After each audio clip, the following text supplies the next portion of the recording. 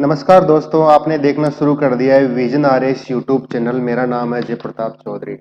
आज की इस वीडियो में हम देखने वाले हैं 6 जून 2020 से संबंधित महत्वपूर्ण समसामयिक घटनाओं के विषय में। साथ में अगर आपने पीडीएफ फाइल डाउनलोड करनी है इस वीडियो की तो डिस्क्रिप्शन में दिए गए टेलीग्राम लिंक के रूप में आपको अवेलेबल है वहां पे। बढ़ते हैं आज के पहले प्रश्न की तरफ। राजस्थान सरकार ने नवजात बालिकाओं के जन्म पर किस प्रकार के किट वितरण का शुभारंभ किया है? ऑप्शंस आपके सामने है। Balika Vidhata kit, Sanjeevani baby kit, Priyadarshini baby kit या उपरोक्त सभी। तो इस प्रश्न का जो सही उत्तर है वो है प्रियदर्शनी बेबी किट। नवजात बालिकाओं के जन्म पर राजस्थान सरकार ने प्रियदर्शनी बेबी किट वितरण करने का एक प्लान आरंभ किया है। अब देखते हैं प्रियदर्शनी बेबी किट के बारे में।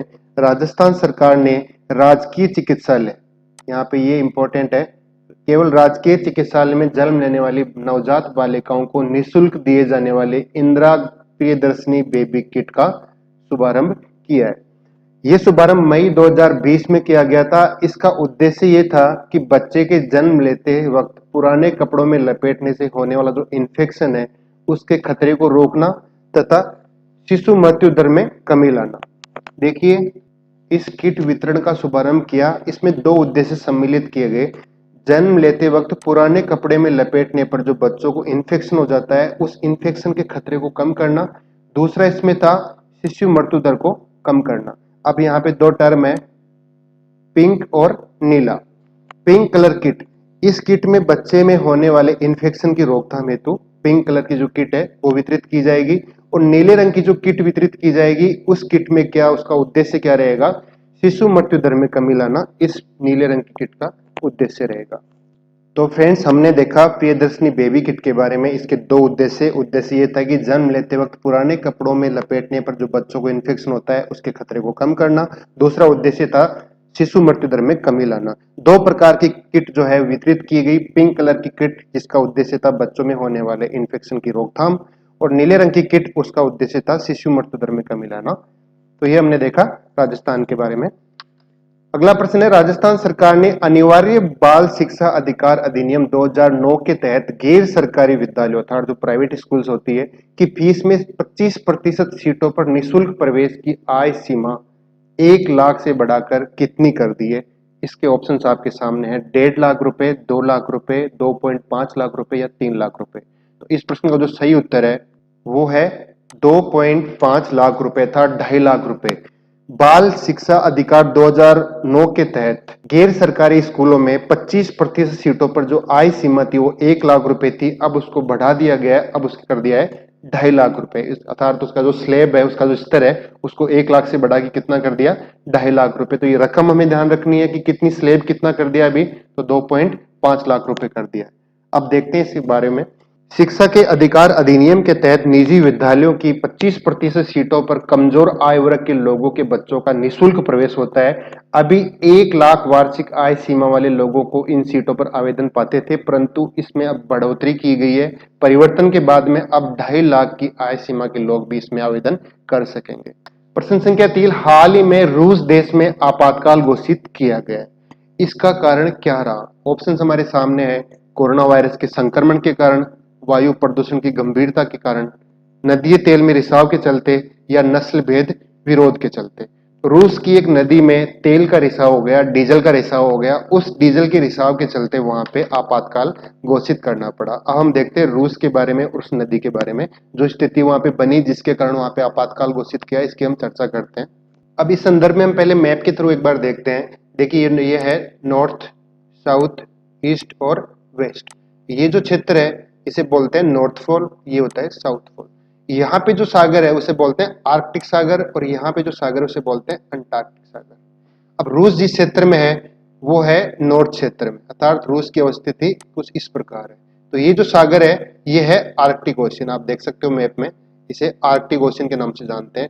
रूस के इस क्षेत्र में, इस क्षेत्र को जानते हैं नोरिल क्षेत्र के नाम से। ये जो क्षेत्र है इस क्षेत्र को जानते हैं नोरिल क्षेत्र के नाम से। इस क्षेत्र में एक नदी है, उस नदी का नाम है यासिनो। यासिनो नदी में क्या हुआ, 20,000 लीटर एक जो टैंक था डीजल का उसमें स्त्राव हो गया। उसके बाद में उस नदी में पानी के जल के साथ में डीजल भी बहने लगा। ये आप देख सकते हो पिक्चर में। लगभग 20,000 लीटर डीजल इस नदी में बहने लगा। तो देखिए ये आर्कटिक ओशन, ये यहाँ पे नोरिल क्षेत्र है। इस नोरिल क्षेत्र की यासिनो नदी में डीजल का स्त्राव हो गया, डीजल टैंक का स्त्राव हो गया। तो उससे क्या हुआ, इस नदी क्षेत्र में डीजल की मात्रा ज्यादा बढ़ गई। तो ये हमने देखा कि किस प्रकार की परिस्थितियां रूस के एक पर्टिकुलर क्षेत्र में उत्पन्न हुई, उसके चलते वहां पे रूस में आपातकाल लगाना पड़ा। अब हम देखते हैं रूस की कुछ ज्योग्राफिकल स्थिति के बारे में। रूस को यूरेशिया नाम से जानते हैं, आप सबको पता है, क्योंकि रूस का विस्तार एशिया में भी है और रूस का विस्तार यूरोप में भी है। इन दोनों महाद्वीपों में इसके विस्तार होने के लिए रूस को यूरेशिया क्षेत्र के नाम से भी जाना जाता है। इसके साथ ही रूस की राजधानी है वो मास्को। रूस में जो मुद्रा है वो उसका नाम है रूसी रूबल। व्लादिमीर पुतिन रूस के राष्ट्रपति है।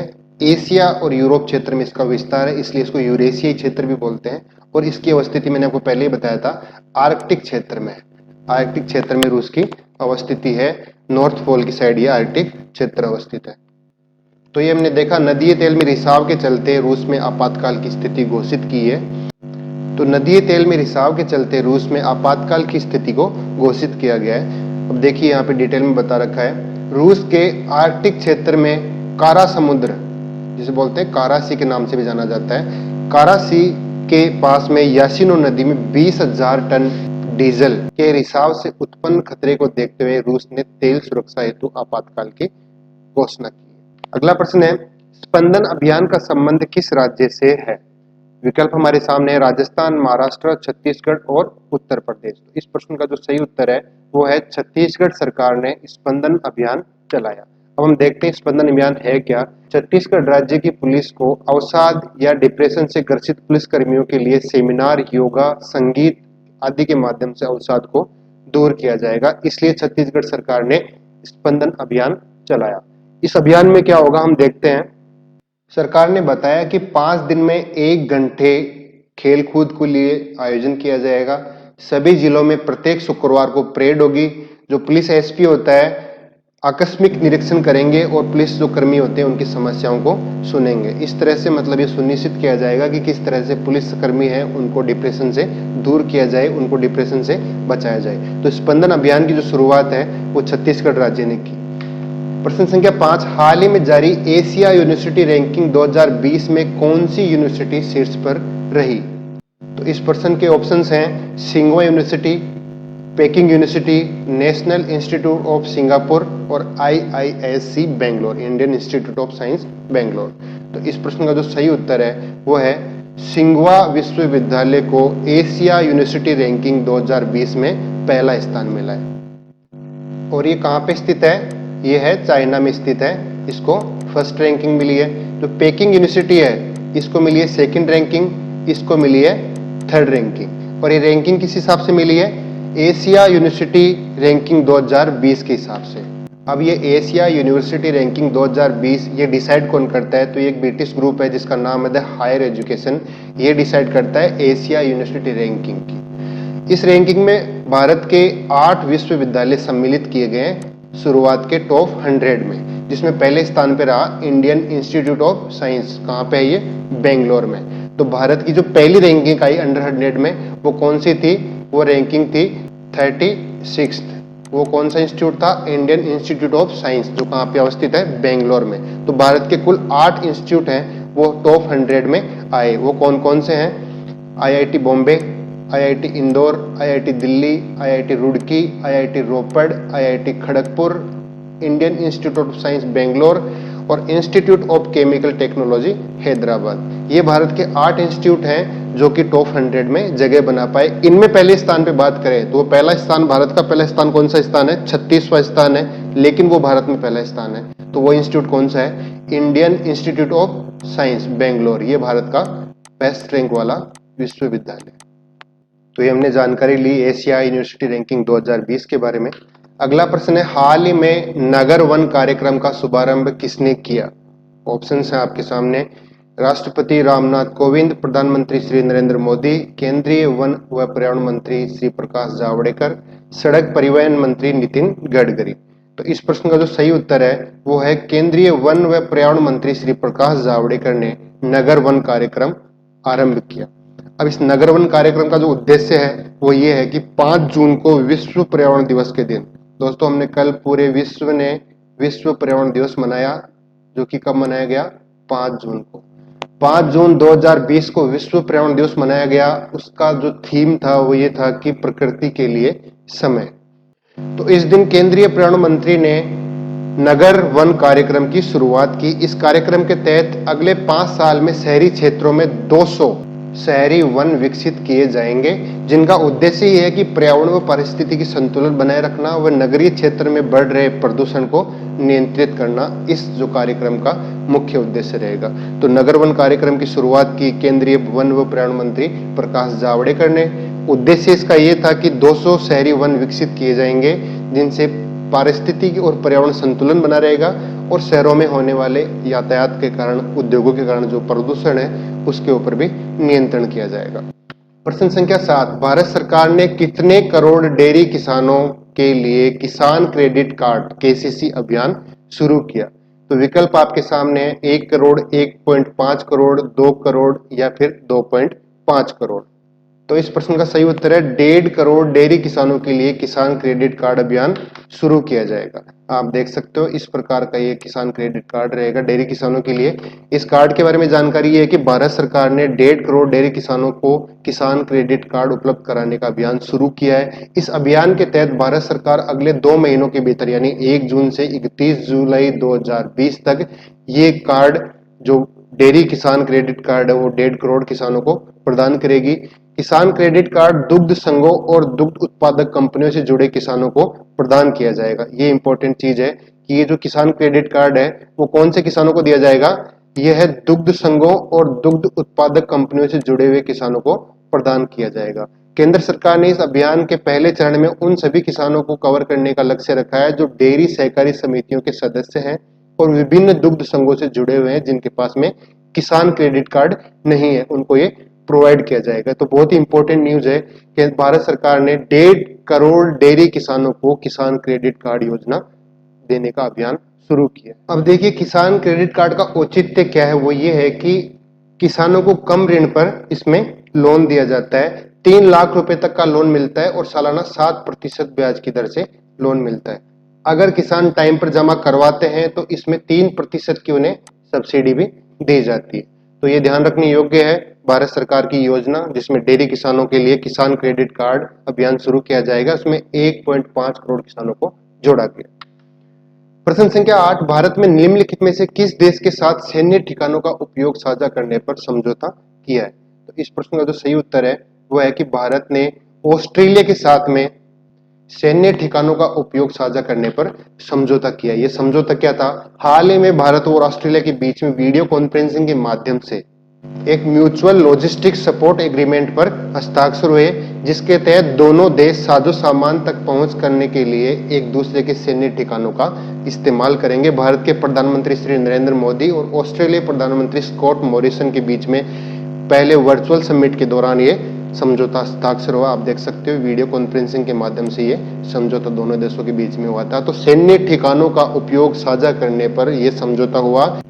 प्रश्न संख्या 9, उड़ान योजना UDAN अर्थात उड़े देश का आम नागरिक, जो नागरिक उड्डयन मंत्रालय की योजना थी उड़ान। उड़ान योजना के लिए किस राज्य को बेस्ट प्रोएक्टिव अवार्ड मिला? विकल्प अपने सामने है, महाराष्ट्र, केरल, राजस्थान और कर्नाटक। तो इस प्रश्न का जो सही उत्तर है वो है राजस्थान सरकार को उड़ान योजना के तहत बेस्ट प्रोएक्टिव अवार्ड मिला। अब हम देखते हैं योजना है क्या। देश के प्रमुख शहरों को जयपुर के हवाई रूट से जोड़ने के लिए राजस्थान सरकार को बेस्ट प्रोएक्टिव अवार्ड मिला। साथ ही राजस्थान ने केंद्र सरकार की उड़ान योजना में हवाई रूट शुरू करने के लिए विमानन कंपनियों को कई तरह की रियायतें दी। इसलिए हैदराबाद में आयोजित wings 2020 flying for all summit में राजस्थान को ये अवार्ड प्रदान किया गया। हम चर्चा करते हैं 5 यथार्थ कल के प्रश्न की।